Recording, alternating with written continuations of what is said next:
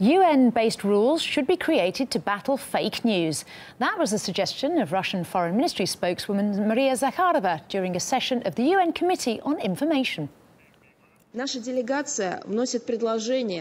Our delegation proposes the UN define the strategy for battling fake news and disinformation.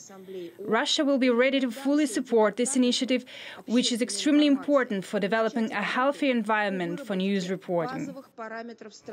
Well, that comes amid repeated accusations that Russia has spread fake news supposedly to influence elections in the US and now in France. However, Russia denies this, and no evidence has been produced to back up the claims. RT's Caleb Morpin has more.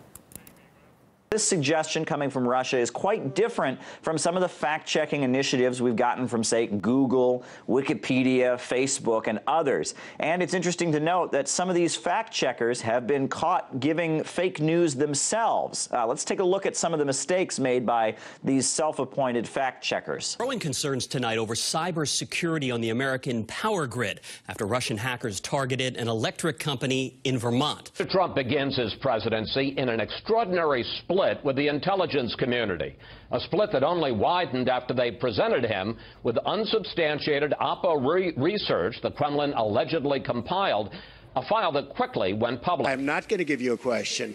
You are fake news. Now, the suggestion from Russia came as quite a surprise to some of Russia's critics.